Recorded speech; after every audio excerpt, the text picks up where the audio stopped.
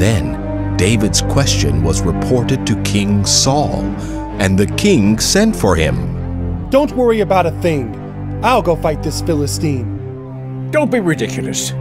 There's no way you can go against this Philistine. You are only a boy, and he has been in the army since he was a boy. But David persisted. I have been taking care of my father's sheep. When a lion or a bear comes to steal a lamb from the flock, I go after it with a club and take the lamb from its mouth. If the animal turns on me, I catch it by the jaw and club it to death. I have done this to both lions and bears, and I'll do it to this pagan Philistine too, for he has defied the armies of the living God. The Lord who saved me from the claws of the lion and the bear will save me from this Philistine. Saul finally consented. All right. Go ahead, and may the Lord be with you. Then Saul gave David his own armor, a bronze helmet and a coat of mail. David put it on, strapped the sword over it, and took a step or two to see what it was like, for he had never worn such things before. I can't go in these. I'm not used to them. So he took them off again. He picked up 5 smooth stones from a stream and put them in his shepherd's bag. Then, armed only with his shepherd's staff and sling, he started across to fight Goliath.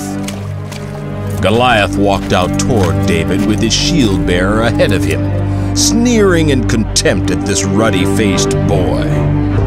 Am I a dog that you come at me with a stick? And he cursed David by the names of his gods.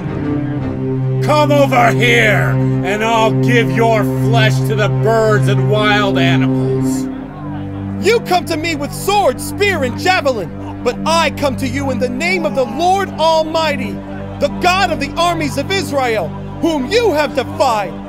Today, the Lord will conquer you, and I will kill you and cut off your head.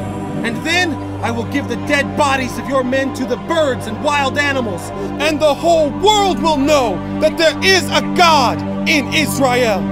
And everyone will know that the Lord does not need weapons to rescue his people. It is his battle, not ours. The Lord will give you to us. As Goliath moved closer to attack, David quickly ran out to meet him. Reaching into his shepherd's bag and taking out a stone, he hurled it from his sling and hit the Philistine in the forehead.